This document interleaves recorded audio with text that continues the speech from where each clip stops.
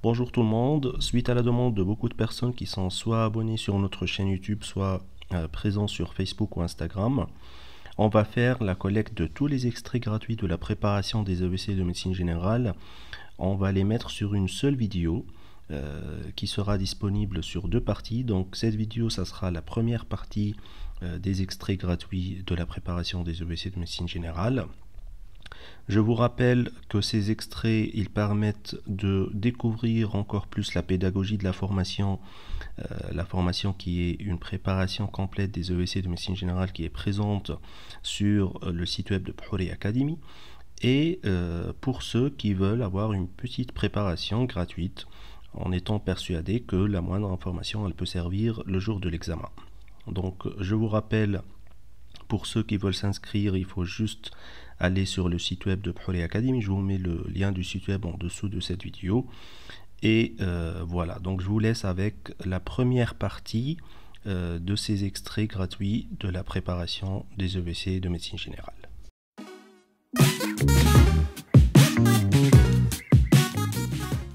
Donc on a vu ensemble la partie diagnostic. La deuxième partie, elle va concerner l'interrogatoire et l'examen clinique. Donc juste pour vous dire avant de commencer que la partie interrogatoire et examen clinique des AVC, toutes les questions que vous allez trouver, ça tourne autour de 3 mots-clés. On va les voir ensemble, mais c'est juste pour créer des tiroirs. Donc il faut mettre dans la tête que ça tourne autour. À chaque fois que vous allez trouver une question concernant l'interrogatoire ou bien l'examen clinique, c'est vraiment, ça tourne autour de 3 mots-clés qu'il faut les mettre systématiquement dans la réponse. Donc la question numéro 2, sujet numéro 3 des épreuves de vérification des connaissances pratiques de l'année 2018. Ça concerne un cas d'AVC et la question numéro 2, c'est quels sont les principaux éléments de l'anamnèse et de l'examen clinique à rechercher rapidement. Donc la réponse, on va la partager en 2 parties parce que la question au niveau de l'énoncé, déjà, elle partage la question en 2 parties. La première partie, c'est l'anamnèse ou bien l'interrogatoire. Et la deuxième partie, c'est l'examen clinique ou bien sur le plan clinique. Donc, concernant l'interrogatoire, le premier mot-clé qui fait partie des 3 mots-clés qui figurent parmi l'anamnèse et l'examen clinique, c'est que il faut savoir l'horaire exact du début de symptômes. Et je vous conseille de répondre comme cette phrase-là, horaire exact du début des symptômes, c'est-à-dire la dernière heure où le patient il a été vu son symptôme. On peut mettre ça entre parenthèses pour expliquer. Le deuxième mot-clé, c'est la prise d'anticoagulants ou pas. Donc, point d'interrogation, prise d'anticoagulants. Pourquoi? Parce que ça contre-indique, c'est une contre-indication à la thrombolyse. Après, on peut rajouter, donc les deux premiers mots-clés, ce sont des PMZ, c'est-à-dire PAMI 0. Si vous ne le mettez pas, vous aurez 0 sur toutes les questions, sur toute votre réponse. Donc il faut les mettre pour déjà ne pas avoir 0 et pour chasser des points. Après, pour chasser plus de points, vous pouvez mettre le traitement exact. Donc il faut avoir le traitement exact du patient et avoir une idée sur l'observance thérapeutique, est-ce que le patient il prend bien ses médicaments ou pas. La main dominante, c'est très important, donc il faut savoir la main dominante, ça va vous permettre de chasser des points supplémentaires. L'antécédent d'AVC ou bien d'AIT, de troubles du rythme de type ACFA, de valvulopathie et les facteurs de risque cardiovasculaire. Donc ça, il faut les avoir à l'interrogatoire. La notion d'alcoolisme chronique, point d'interrogation, et le diagnostic différentiel, donc il faut chercher la notion d'un traumatisme crânien récent, point d'interrogation. Donc ça, c'est les éléments à rechercher, ou bien les principaux éléments à rechercher au niveau de l'interrogatoire ou bien de l'anamnèse. Sur le plan clinique, le troisième mot-clé qui est très important, c'est la dextro ou bien la glycémie capillaire. Donc, Vous pouvez mettre directement dextro ou bien vous pouvez mettre prise de constante et ça sera la première chose à mettre et vous pouvez la mettre en gras ou bien vous pouvez la souligner pour montrer au correcteur que vous savez très bien qu'il s'agit d'un mot-clé, d'un PMZ. Après, vous pouvez mettre la saturation en oxygène, la fréquence respiratoire et il faut faire un ECG de principe. C'est pas de principe, c'est plus que de principe, c'est pour rechercher la notion de trouble du rythme de type ACFA. On va voir ça après. Les autres symptômes d'AVC, la deuxième chose au niveau sur le plan clinique, il faut chercher les autres symptômes d'AVC, déficit sensitivo-moteur, paralysie faciale, troubles visuels, syndrome cérébelleux, les négligences, la diplopie, etc. Donc il faut faire un bon examen neurologique à la recherche d'autres symptômes d'AVC. Et la troisième chose au niveau de l'examen clinique, c'est d'évaluer la gravité du tableau clinique, c'est-à-dire il faut chercher un commun des troubles de la conscience, l'état du pupille, pour savoir est-ce qu'il y a un risque d'engagement et il faut chercher les réflexes du tronc cérébral. Donc, moi je vous conseille de mettre comme ça, interrogatoire, examen clinique, partager la réponse en deux parties. Après, au niveau de l'interrogatoire, il faut mettre les deux mots-clés, les deux premiers mots-clés, l'horaire exact du début de symptômes et la prise d'anticoagulants, point d'interrogation. Ça, il faut avoir dans la tête que c'est très important, il faut les mentionner en premier. Après, vous pouvez rajouter le reste, surtout la main dominante, l'antécédent d'AVC ou d'AIT, etc. Sur le plan clinique, à chaque fois que vous avez une question qui vous demande l'élément à rechercher sur le plan clinique, moi je vous conseille de partager la réponse en trois parties comme ça. La première chose, c'est de prendre les constantes, c'est d'être systématique pour savoir est-ce qu'il s'agit déjà d'un état clinique grave ou pas, pour évaluer les constantes et surtout aussi de voir la glycémie capillaire. Après, faire un bon examen neurologique à la recherche des autres symptômes d'AVC.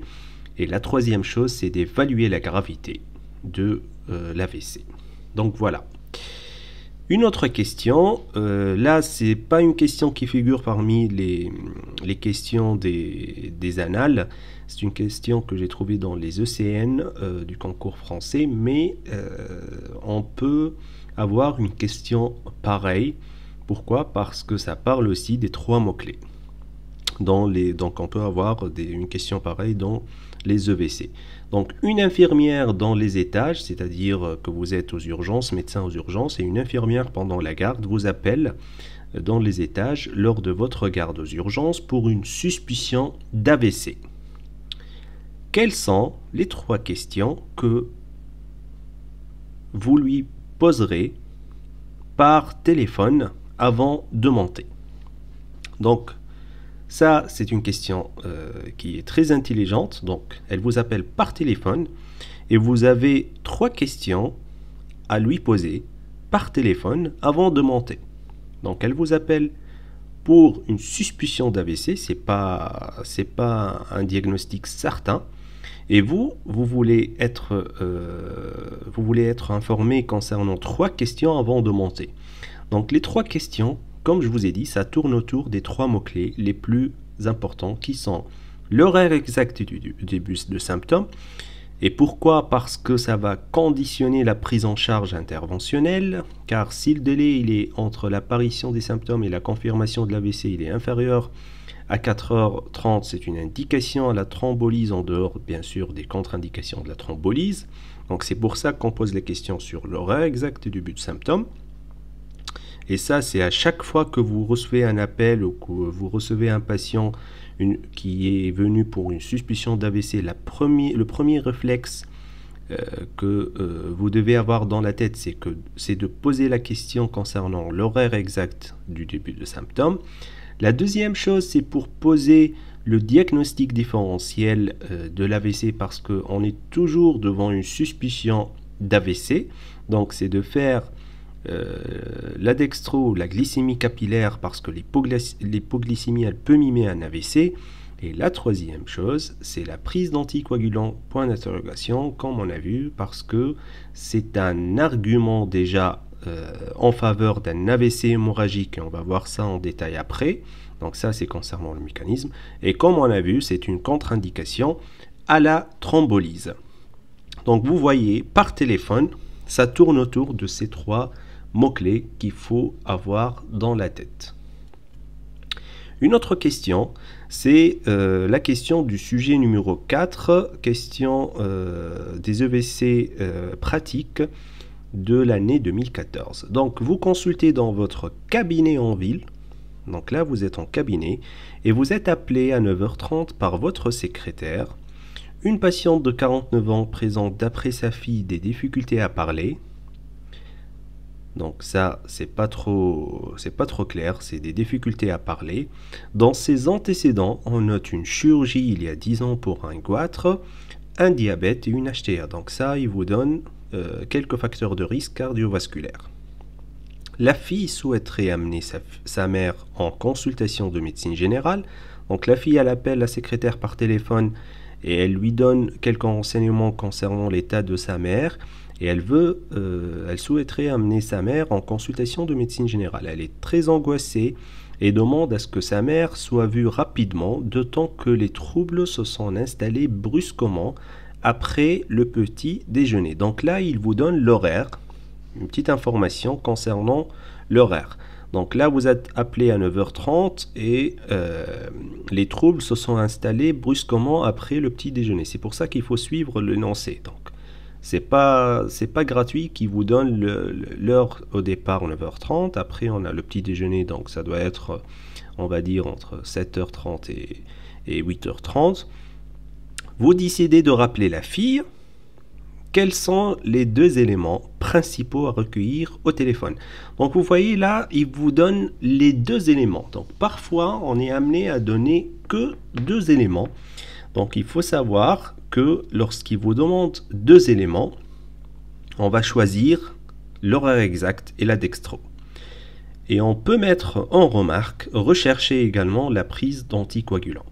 Donc là, la réponse, elle va être comme ça, systématique. La première chose, c'est l'horaire exact du début de symptômes, parce que là, c'est pas trop clair au niveau de l'horaire exact.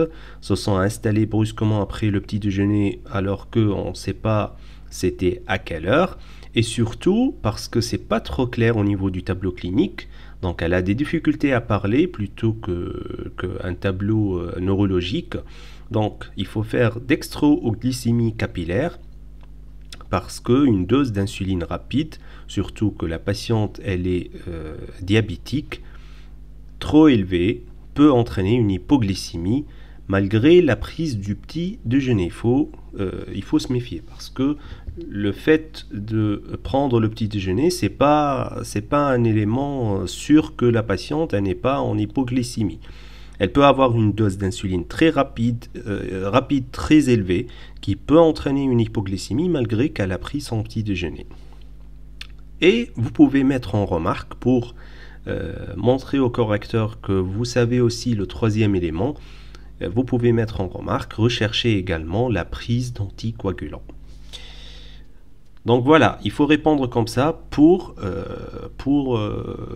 que le correcteur soit au courant que vous avez bien compris la question, qu'il s'agit bien d'une suspicion d'AVC finalement, et que vous avez mis tous les éléments, les mots-clés, les trois mots-clés concernant l'interrogatoire et l'examen clinique.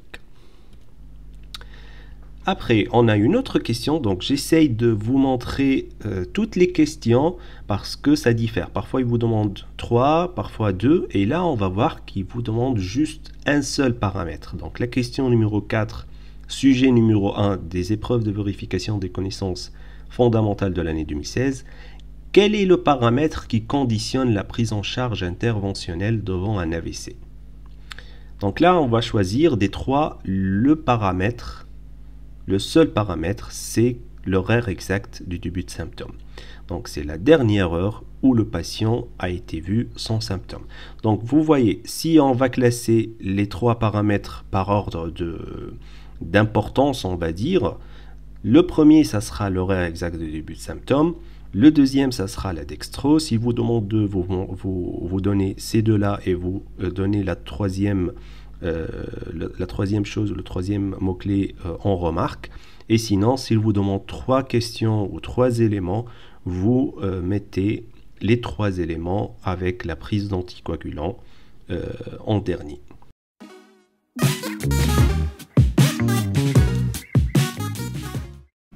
Pour la classification, c'est une question très importante lors du cours insuffisance rénale chronique.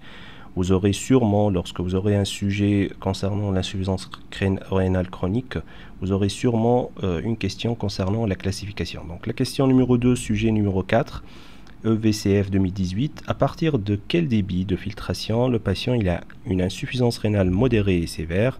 Et entre parenthèses, ces deux chiffres demandés. Pour répondre à tout ça, il faut se rappeler de la stadification de la classification de l'insuffisance rénale chronique. Donc je vous donne le tableau avec le stade 1, c'est le stade de la maladie rénale chronique avec un DFG normal ou augmenté, et le DFG il est supérieur ou égal à 90 ml par minute par 1,73 m². Le stade 2, c'est lorsque le DFG il est entre 60 et 89 ml par minute par 1,73 m², et ça s'appelle la maladie rénale chronique avec DFG plutôt légèrement diminué. Après, vous aurez les trois stades, stade 3, 4 et 5, c'est le stade d'insuffisance rénale chronique modérée, sévère et terminale. Donc le stade 3, c'est lorsque le DFG il est entre 30 et 59 ml par minute par 1,73 m², et vous aurez une sous-classification, c'est le 3A et le 3B. Le 3A c'est entre 45 et 59 et le 3B c'est entre 30 et 44. Et le stade 3 c'est le stade d'insuffisance rénale chronique modérée. Le stade 4 c'est le stade d'insuffisance rénale chronique sévère. C'est lorsque le DFG il est entre 15 et 29 ml par minute par 1,73 m². Et le dernier stade c'est le stade 5, c'est le stade d'insuffisance rénale chronique terminale. C'est lorsque le DFG il est inférieur à 15 ml par minute par 1,73 m². Moi je vous conseille d'apprendre tout le tableau, mais surtout le stade 3, 4 et 5, parce que si vous aurez des questions concernant l'insuffisance rénale chronique, sûrement ça sera soit l'insuffisance rénale chronique modérée, soit l'insuffisance rénale chronique sévère, ou bien l'insuffisance rénale chronique terminale. Donc, la réponse à la question, donc on parle d'insuffisance rénale modérée stade 3 lorsque le DFG il est inférieur à 60 ml par minute par 1,73 m², et on parle d'insuffisance rénale sévère stade 4 lorsque le DFG il est inférieur à 30 ml par minute par 1,73 m². Je vous donne un petit moyen mnémotechnique pour apprendre le tableau et se rappeler de tout ça. Donc, l'insuffisance rénale chronique modérée, c'est bien le stade 3. Et donc, si vous multipliez 3 par 2, vous aurez 60. C'est le DFG seuil de l'insuffisance rénale chronique modérée. Et après, le stade 4, c'est le stade d'insuffisance rénale chronique sévère.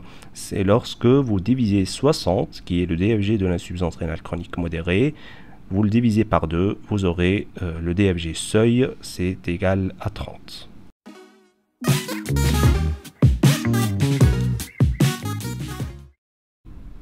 La deuxième partie de ce cours qui est le diabète sucré, on va voir la partie définition. Donc, une question primordiale du cours diabète sucré, on va voir la question numéro 2, sujet 3, VCF 2018. Quelle est la définition du diabète du type 2? Donc cette question elle est primordiale, elle est essentielle et elle va vous aider à presque traiter la majorité des questions qui concernent le diabète sucré. Donc pour répondre à cette question, on va voir la courbe de la glycémie. Donc je vous ai mis, on va voir la courbe tout de suite. Je vous ai mis deux tracés pour bien apprendre les chiffres et pour bien comprendre et ensuite répondre à n'importe quelle question concernant la définition du diabète sucré. Donc juste avant de voir la courbe, pour passer de grammes par litre au millimol par litre, on va multiplier par 5,5. Et pour faire l'inverse, on va multiplier par 1 sur 5,5, c'est-à-dire 0,18. Donc voilà la courbe de la glycémie. Donc vous avez deux tracés. Le premier tracé, c'est le tracé à jeun et le deuxième tracé, c'est le tracé postprandial. Donc l'hyperglycémie modérée à jeun, qui est le cinquième, on l'a déjà vu dans la première partie de ce cours, le cinquième critère du syndrome métabolique, c'est quand vous avez une glycémie à jeun entre 1,1 g par litre, c'est-à-dire 6,1 millimoles par litre, et 1,26 g par litre, c'est-à-dire 7 millimoles par litre. Donc, cette partie-là, concernant le tracé à jeun, ça va constituer l'hyperglycémie modérée à jeun. Ensuite, l'intolérance au glucose, c'est quand vous avez une glycémie postprandiale supérieure à 1,4 ou bien entre 1,4 g par litre et 2 g par litre, c'est-à-dire 7,8 millimoles par litre et 11 millimoles par litre. Donc, l'hyperglycémie modérée à jeun, c'est le 1, et l'intolérance au glucose, ces deux-là, ça va constituer le trouble de la régulation glycémique, ou bien on va parler de prédiabète sucré. Donc, l'hyperglycémie modérée à jeun et l'intolérance au glucose, ça constitue le trouble de la régulation glycémique ou bien le prédiabète. Le diabète sucré, la définition du diabète sucré, c'est quand on a une glycémie à jeun supérieure à 1,1 g par litre, c'est-à-dire 7,8 millimoles par litre, ou bien une glycémie postprandiale supérieure à 2 g par litre, c'est-à-dire 11 millimoles par litre. Donc voilà la courbe de la glycémie. Essayez d'apprendre et de mettre ce schéma dans votre tête pour bien apprendre les chiffres, et comme ça vous pouvez répondre à n'importe quelle question concernant la définition du diabète sucré.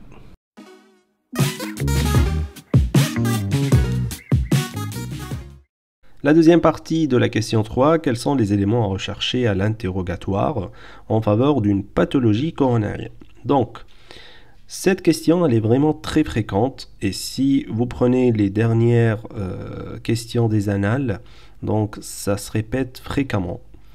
Donc, si vous aurez un sujet concernant l'IDM, sûrement vous aurez une question sur les éléments à rechercher à l'interrogatoire, ou bien vous allez trouver cette question sous une autre forme, en fait, comme la question 2, sujet 6, EBCF 2017. Donc là, on vous pose la question d'une autre forme. Décrivez les principales caractéristiques de la douleur d'origine coronarienne. Mais la réponse, ça sera la même. Donc, vous remarquez que si vous oubliez de répondre à la deuxième partie, vous allez rater une question parmi les questions très fréquentes donc de ce concours-là. Donc, la réponse à la question, ce sont 6 éléments à rechercher à l'interrogatoire en faveur d'une pathologie coronarienne, ou bien 6 principales caractéristiques de la douleur d'origine coronarienne, et je vous conseille de les apprendre par cœur. Donc, la première caractéristique, ça va concerner le siège. La douleur coronarienne, en fait, c'est une douleur rétrosternale médiothoracique.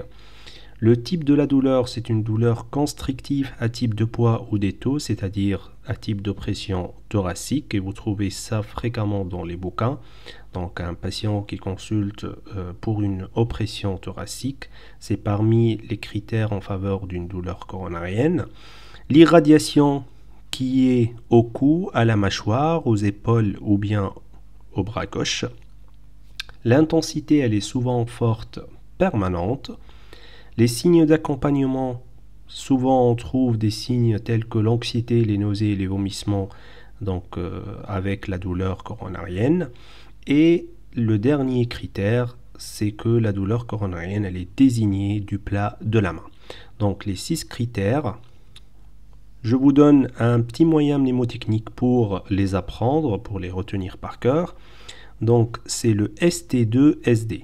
Donc ST comme le segment ST, 2 c'est II en chiffres romains, et SD c'est comme ST mais juste on change le T par le D. Donc ST-S c'est le siège, T c'est le type, les 2 I ou bien 2 en chiffres romains c'est l'irradiation et l'intensité, et SD c'est les signes d'accompagnement, et désigné du plat de la main. Donc juste une petite remarque concernant les moyens mnémotechniques que vous allez trouver dans cette formation. Vous allez trouver des moyens mnémotechniques qui sont utilisés par plusieurs bouquins. Donc vous pouvez les trouver ailleurs, dans des bouquins ou bien dans d'autres formations. Sauf qu'il y a des moyens mnémotechniques que vous allez trouver nulle part. Pourquoi? Parce que c'est moi qui les ai créés. Donc moi je vous conseille de prendre ces moyens mnémotechniques si ça vous convient.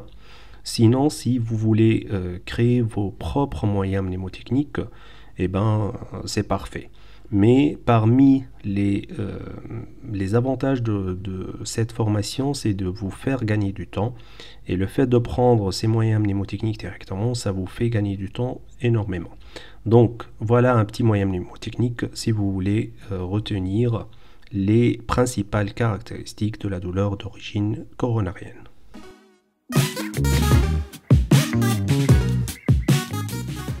Donc, pour la partie interrogatoire et examen clinique, je vous ai choisi le sujet 2, EVCP 2013. Donc, l'énoncé, vous êtes appelé au chevet d'un homme de 60 ans, diabétique de type 2, traité par metformine 1 gramme 2 fois par jour. Il a une fièvre à 40 depuis 24 heures, il frissonne à votre arrivée et vous constatez un herpès labial. La question numéro 1, devant cette suspicion d'infection, quels éléments de l'interrogatoire et de l'examen clinique en faveur d'un choc septique vont vous faire porter une indication d'hospitalisation en urgence? Et entre parenthèses, les valeurs seuil ne sont pas attendues. Donc là, les mots-clés au niveau de la question, c'est choc septique et indication d'hospitalisation en urgence. Donc juste une petite remarque ou deux petites remarques avant de répondre à cette question, c'est que on ne va pas partager la réponse en deux parties parce qu'au niveau de l'énoncé, il vous demande les éléments de l'interrogatoire et de l'examen clinique. On ne va pas faire la réponse en deux parties, interrogatoire et examen clinique. Pourquoi? Parce que ça va perturber la réponse. Donc parfois, il faut être intelligent. Ce n'est pas dans tous les cas qu'on va partager la réponse et c'est le cas de cette question. Parce que le fait de partager la réponse en deux parties, ça va perturber la réponse et je vais vous montrer pourquoi. Et la deuxième remarque, c'est qu'il faut être systématique et de se montrer au correcteur. Et on va voir comment on va faire ça. Donc, juste aussi avant de répondre, et pour se montrer au correcteur et pour effectivement être systématique, il faut se rappeler de la définition opérationnelle selon le CUSOFA. Donc, on a déjà dit que l'infection grave, l'entité infection grave ou sepsis avec risque de mauvais pronostic, on parle de ça lorsque le CUSOFA il est supérieur ou égal à 2 et dans ce cas-là, il faut rechercher les signes du choc.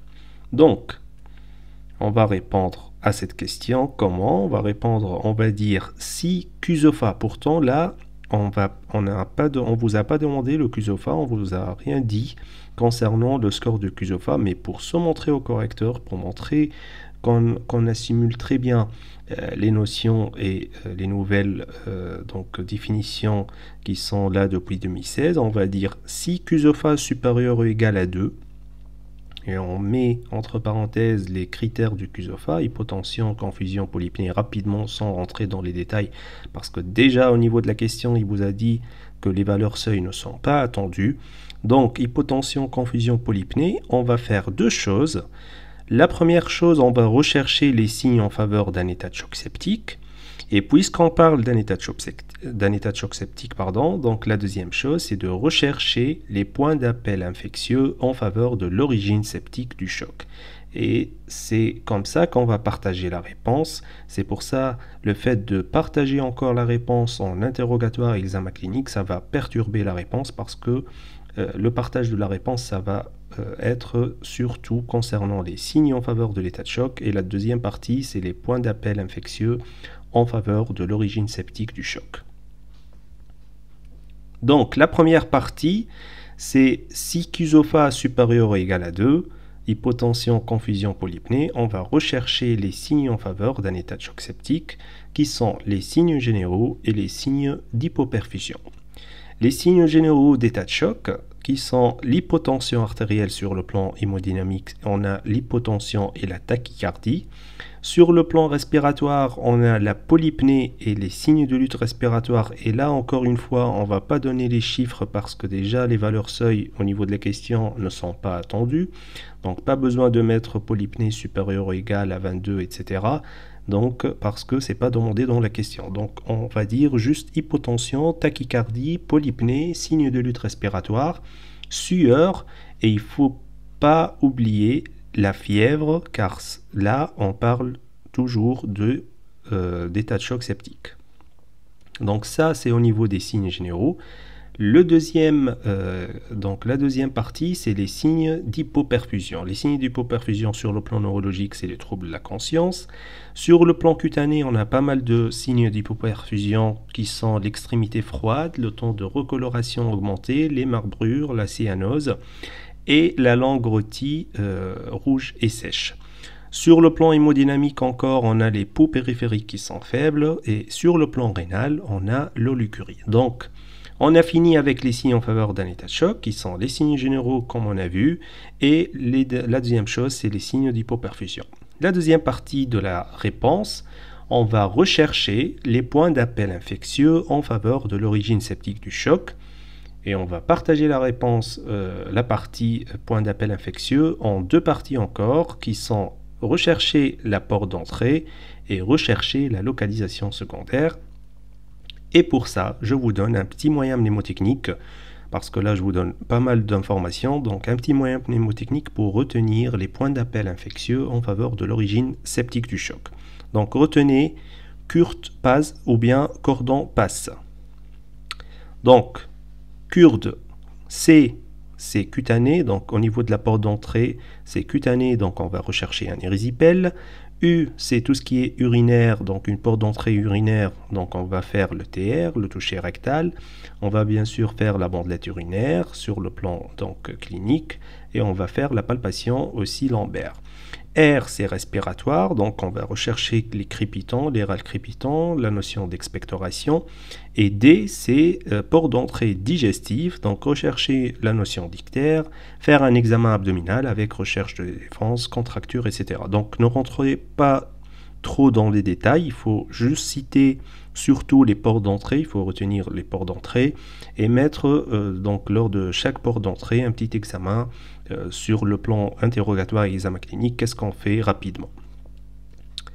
Au niveau de la localisation secondaire, donc rechercher la localisation secondaire, c'est PAS. Donc P, c'est purpura fulminans et c'est la première chose à rechercher donc devant tout purpura fébrile. Donc devant tout purpura fébrile, il faut donc retenir le diagnostic de purpura fulminans en première intention. A, c'est l'abcès cérébraux, donc on va rechercher un déficit neurologique, on va faire un examen neurologique complet, etc. S, c'est la spondylodicite, et donc on va rechercher par exemple la notion de rachialgie. Et E, c'est l'endocardite, et surtout on recherche dans ce cas-là un souffle cardiaque qui apparaît. Donc voilà, sur le plan, donc on partage la réponse en deux parties. Sur le plan signes en faveur d'un état de choc, on a les signes généraux et les signes d'hypoperfusion. Et au niveau des points d'appel infectieux, on a la porte d'entrée et rechercher la localisation secondaire. Et vous pouvez retenir le petit moyen mnémotechnique cordon passe.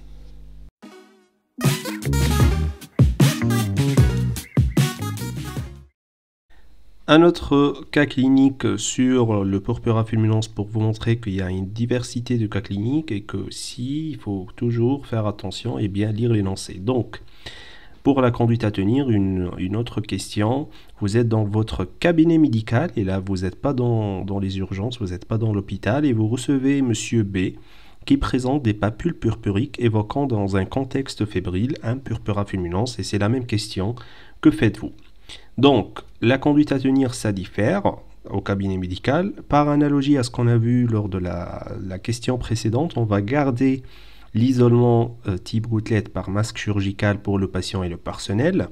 On va mettre en place les antibiotiques par C3G, mais on n'a pas les moyens de faire les hémocultures. Donc pas d'hémoculture. Et on va appeler le centre 15 en urgence pour transfert du patient par le SAMU.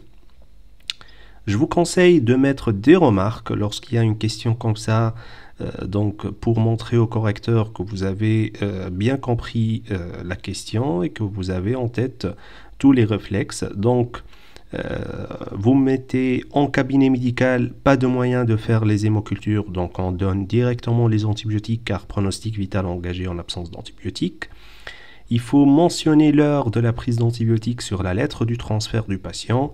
Et il faut mettre aussi, pour montrer au correcteur que vous savez très bien que la ponction lombaire, elle est contre-indiquée devant toute suspicion de purpura fulminans. Donc voilà la conduite à tenir devant un purpura fulminans dans un cabinet médical.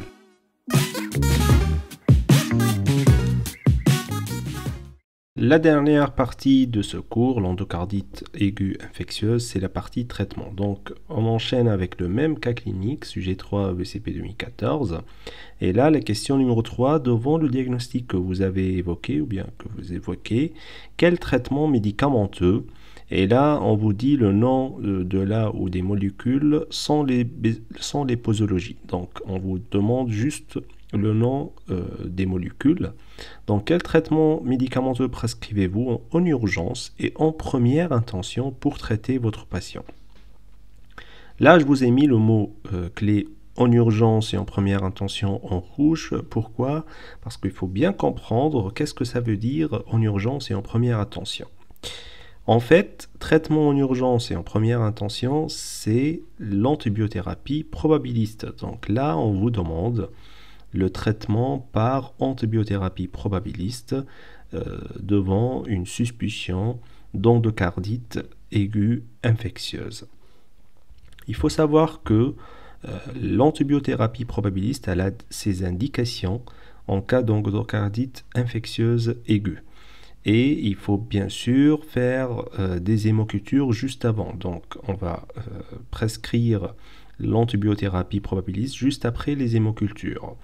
Et il y a 3 indications de l'antibiothérapie probabiliste. La première, c'est le sepsis ou bien le choc septique. La deuxième, c'est l'indication de chirurgie valvulaire en urgence. Donc, dans ce cas-là, il faut directement entamer les antibiotiques.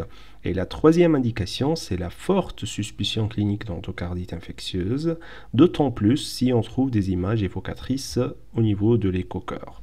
Donc, voilà les 3 indications. Là, dans la question, bien sûr, on ne vous demande pas ça, mais c'est juste un rappel de cours si jamais on vous pose des questions sur l'indication de l'antibiothérapie probabiliste.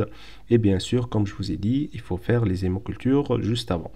Donc, dans toutes les autres situations, autres que ces 3 cas, il faut l'antibiothérapie dans ce cas-là, elle doit être documentée et adaptée aux résultats des hémocultures.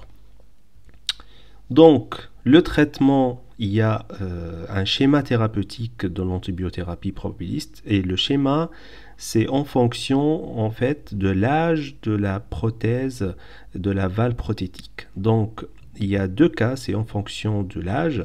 Soit il s'agit d'une valve native ou bien prothétique posée il y a plus qu'1 an, ou bien une valve prothétique posée moins d'1 an. Donc, le premier cas du schéma thérapeutique, c'est la valve native ou bien une valve prothétique qui est posée plus d'1 année. Donc, dans ce cas-là, on va mettre une triple antibiothérapie pour viser les coxigrammes positives, et ce sont les 3 coxigrammes positifs les plus fréquentes à l'origine des endocardites.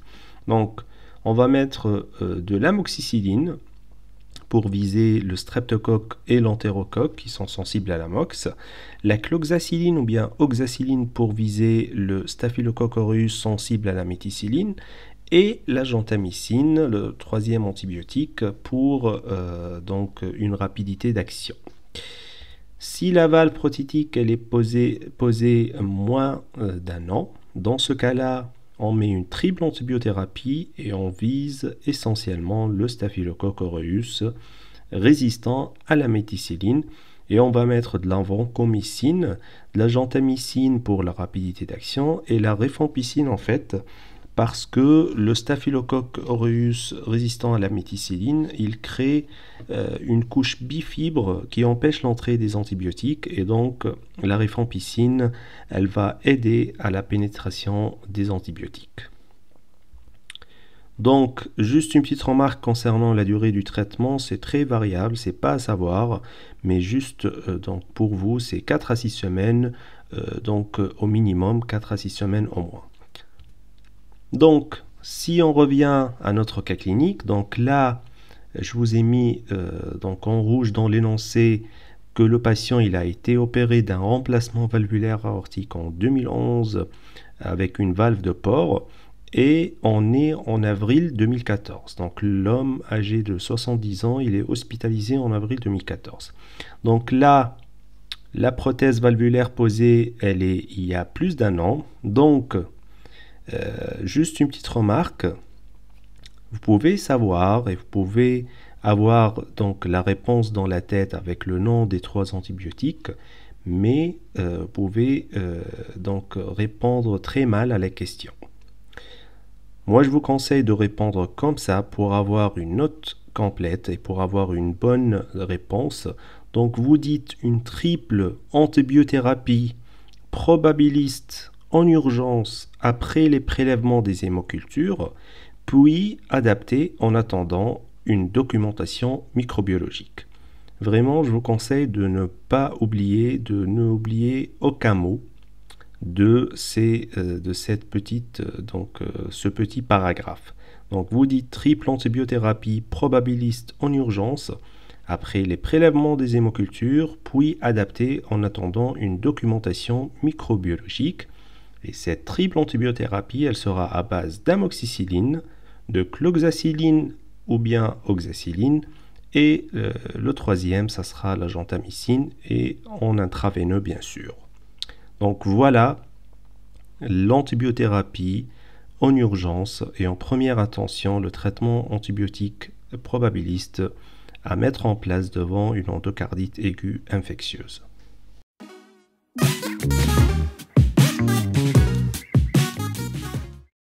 Pour la partie interrogatoire et examen clinique, donc on va aborder le sujet 3 EVCP 2016. Une patiente de 75 ans qui consulte aux urgences pour dyspnée aiguë brutale. Dans ses antécédents, on note une HTA, un diabète type 2, une PTH gauche, prothèse de l'ange gauche opérée il y a 10 ans, une obésité, 1,60 m pour 80 kg avec un IMC à 31 kg par mètre carré, coloscopie à 35 ans, trouvant un polype réséqué. Le traitement habituel, elle utilise la metformine, les Hydrex, l'atorvastatine, l'amlodipine. Pour la biologie, on retrouve un TP et un TCA, une NFS normale, et la clairance de la créate, elle est à 55 ml par minute par 1,73 m², bien sûr. On suspecte une embolie pulmonaire. La question numéro 1, que recherchez-vous à l'examen clinique et à l'interrogatoire pour évoquer le diagnostic? Donc là, on va partager la réponse, puisque déjà elle est partagée dans l'énoncé de la question. Donc on va partager la réponse en 2 parties. La première partie va concerner l'interrogatoire et la deuxième partie va concerner l'examen clinique. Pour l'interrogatoire, devant une suspicion d'embolie pulmonaire, il faut rechercher les facteurs de risque de maladie thromboembolique. Et donc c'est le même principe aussi pour la thrombose veineuse profonde. On va revoir ça aussi dans le cours thrombose veineuse profonde. Donc au niveau de l'interrogatoire, il faut bien rechercher les facteurs de risque de maladie thromboembolique. Donc je vous donne un petit schéma pour donc bien apprendre et donc retenir par cœur les facteurs de risque de la maladie thromboembolique. Donc, on va les faire donc, en parallèle. Donc, il y a les facteurs de risque majeurs transitoires, facteurs de risque majeurs persistants, facteurs de risque mineurs transitoires et facteurs de risque mineurs persistants. Donc, on va commencer à gauche et en haut par les facteurs de risque majeurs transitoires. c'est la chirurgie avec anesthésie générale supérieure à 30 minutes dans les 3 derniers mois, la fracture d'un membre inférieur dans les 3 derniers mois et l'immobilisation supérieure à 3 jours pour un motif médical aigu dans les 3 derniers mois. On rajoute à ces 3-là la contraception stroprogestative, la grossesse, le postpartum, le traitement hormonal de la ménopause dans les 3 derniers mois. En parallèle à ça, et donc je vous donne en gras ce qui change pour essayer de faciliter l'apprentissage de ces facteurs. Donc à droite et en haut, vous avez les facteurs de risque mineurs transitoires. Donc c'est presque la même chose, mais il y a quelques changements par rapport aux facteurs de risque majeurs transitoires. Il y a la chirurgie avec anesthésie générale inférieure à 30 minutes plus tôt, et c'est dans les 2 derniers mois. Un traumatisme et non pas une fracture d'un membre inférieur non plâtré avec une mobilité réduite supérieure ou égale à 3 jours et une immobilisation inférieure à 3 jours pour motif médical aigu dans les 2 derniers mois. Donc voilà, il faut juste retenir ce qui change en gras pour essayer de retenir ça par cœur. On rajoute à ces 3-là le voyage supérieur à 6 heures. Après, on a les facteurs de risque majeurs persistants qui sont la thrombophilie sévère. Donc on est à gauche et en bas. La thrombophilie sévère, c'est le déficit en antithrombine 3, le syndrome des antiphospholipides et le cancer actif. Et en parallèle aussi, à droite et en bas, vous avez les facteurs de risque mineurs persistants. Donc vous avez plutôt la thrombophilie non sévère qui est donc déficit en protéine C, protéine S, mutation hétérozygote ou homozygote du facteur 5 de Leiden, mutation hétérozygote ou homozygote de la prothrombine, et on rajoute à ça la maladie inflammatoire chronique, digestive ou articulaire, la maladie de Crohn et la rectocolite hémorragique. Donc voilà en gros les facteurs de risque avec un petit schéma pour vous faciliter la tâche et l'apprentissage. Donc, je vous mets quand même un petit rappel concernant le score de Genève qu'on utilise pour évaluer le diagnostic et la suspicion du diagnostic, la probabilité de l'embolie pulmonaire. Donc, vous pouvez avoir des questions là-dessus. Moi, je ne vous conseille pas de l'apprendre par cœur, mais vous avez déjà, au niveau des critères de ce score, vous avez déjà les facteurs de risque qu'on a déjà vus. Donc, si vous pouvez l'apprendre par cœur, c'est parfait. Sinon, essayez de retenir juste les critères. Donc, vous avez l'âge supérieur à 65 ans, les antécédents de thrombose veineuse ou d'embolie pulmonaire, la chirurgie, fracture, néoplasie active, etc. Donc, je vous donne tout ça. Et donc, c'est un score, là, je vous mets le score de Genève révisé. Et vous avez après la probabilité clinique, et c'est ce qu'il faut apprendre, je pense. Donc, on parle de probabilité clinique forte, de suspicion clinique forte d'embolie pulmonaire, si le score de Genève il est supérieur ou égal à 11, et la prévalence d'embolie pulmonaire sera à 74%. Donc, c'est ce qu'il faut apprendre, c'est que s'il est supérieur ou égal à 11, on parle de probabilité clinique forte et de suspicion forte d'embolie pulmonaire. Au niveau de l'examen clinique, donc on a vu déjà qu'est-ce qu'on cherche à l'interrogatoire. Au niveau de l'examen clinique, il faut prendre les constantes, telles que la température, la pression artérielle, la fréquence cardiaque, la fréquence respiratoire et surtout la saturation. Il faut rechercher les signes cliniques d'embolie pulmonaire et le majeur signe clinique, c'est la tachycardie.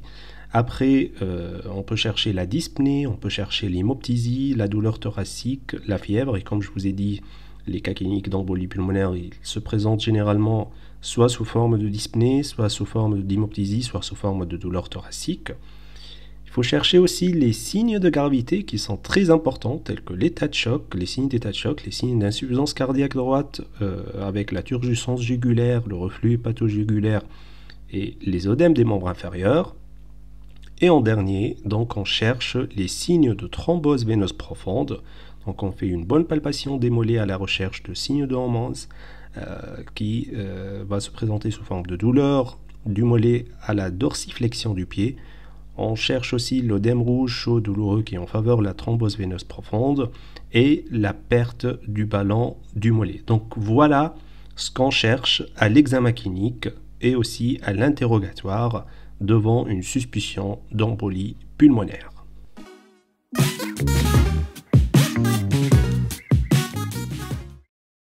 Une petite pause bonus avant d'attaquer le prochain cours, comme je vous ai dit, qui sera l'œdème aigu de poumon. C'est pour vous dire que les cas cliniques d'EAP et d'insuffisance cardiaque, ils se présentent généralement avec un signe majeur qui est la dyspnée. Comme on a déjà vu lors du cours embolie pulmonaire que l'embolie pulmonaire et les cas cliniques d'embolie pulmonaire peuvent se présenter sous forme d'un signe qui est la dyspnée déjà, mais il faut savoir que lorsque vous trouverez la dyspnée au niveau de l'énoncé, il faut savoir que l'orientation de sujet, ça sera plutôt vers l'OAP ou l'insuffisance cardiaque. C'est pour ça qu'on va parler dans ce bonus de la dyspnée. Alors, on va parler de la physiopathologie surtout, de l'arbre, comment raisonner, l'arbre de diagnostic, comment raisonner devant un cas clinique de dyspnée, et aussi la classification. Donc, ça sera sous forme d'un petit cours, ce bonus, à la différence des autres bonus de la formation. Donc je vous laisse télécharger quand même et on va voir des cas cliniques. C'est pour ça que je vous laisse télécharger le support de cours pour suivre en même temps les cas cliniques.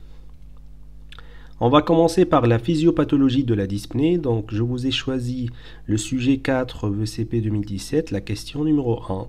Quels sont les deux paramètres physiopathologiques de la mécanique respiratoire? Ou bien vous pouvez avoir directement une question sous forme donc directe.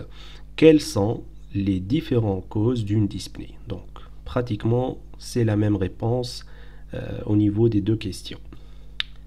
Donc les deux paramètres physiopathologiques de la mécanique respiratoire, effectivement, ce sont la dyspnée obstructive pulmonaire et la dyspnée non obstructive en deux temps, inspiratoire et expiratoire, ou bien trachéale. Donc il y a deux volets, obstructive et non obstructive. Il faut partager la réponse en deux parties. Pour la dyspnée obstructive pulmonaire, on a la dyspnée inspiratoire sus ou sous-glottique, ou bien la dyspnée expiratoire sifflante. Voilà les deux causes, les deux principales causes d'une dyspnée obstructive pulmonaire. Devant la dyspnée inspiratoire sus ou sous-glottique, on évoque l'inhalation de corps étranger, mais attention, quand le corps étranger il est trachéal, donc ça sera une dyspnée plutôt en deux temps. On évoque aussi tout ce qui est laryngite, épiglottite et œdème de Quincke. Pour la dyspnée expiratoire sifflante, les causes de dyspnée expiratoire sifflante, ça diffère en fonction de l'âge. Et c'est pour ça qu'on va voir ensemble la question numéro 1 du sujet 3 VCF 2016. Donc vous pouvez avoir une question juste sur la dyspnée expiratoire sifflante. Devant une gêne respiratoire sifflante, rapportée ou présente, et là, lorsqu'on vous dit gêne respiratoire sifflante, on parle bien de la dyspnée expiratoire. Quels sont les principaux diagnostics à évoquer? Et on vous donne déjà dans l'énoncé de la question, donc on vous partage déjà la réponse chez le nourrisson, chez l'enfant, chez l'adulte et chez le sujet âgé. Déjà, la réponse, elle est orientée. Donc selon l'âge, chez le nourrisson, on va évoquer la bronchiolite aiguë. Chez l'enfant, on va rajouter à la bronchiolite aiguë, on va rajouter l'asthme, et je vous ai donc mentionné tout ce qu'on rajoute en fonction de l'âge, en rouge, et comme ça vous pouvez retenir facilement les causes. Chez l'adulte, donc bronchiolite aiguë, asthme, BPCO ou bronchite chronique, et chez le sujet âgé, on rajoute à tout ça l'OAP. Donc voilà les différentes causes de la dyspnée expiratoire sifflante en fonction de l'âge. Après, donc le deuxième volet, ça sera la dyspnée non obstructive en deux temps, ou bien trachéale. Et on va évoquer les causes au départ pulmonaires. Rappelez-vous de ce qu'on a vu au cours de la douleur thoracique et du moyen mnémotechnique qu'on a vu ensemble, qui est pied. Donc là, on va retenir la pneumopathie, le pneumothorax et la pleurésie, et non pas la péricardite. Pourquoi? Parce que la péricardite, c'est plutôt une cause cardiaque. Et on va rajouter à cela donc l'embolie pulmonaire. Voilà les 4 causes pulmonaires d'une dyspnée non obstructive en 2 temps. Après, on a les causes cardiaques, qui sont effectivement la péricardite et l'OAP. Les causes métaboliques telles que l'anémie, l'acidose lactique, l'hyperventilation suite à une acidocétose diabétique. Les causes neurologiques telles que l'hypoventilation sur myasthénie, la polyradiculonévrite aiguë. Et enfin, on peut trouver les causes psychogènes. Donc voilà en gros les 2 causes de dyspnée de la mécanique respiratoire, les 2 paramètres physiopathologiques de la mécanique respiratoire. Il faut partager la réponse en 2 parties et il faut évoquer toutes ces causes.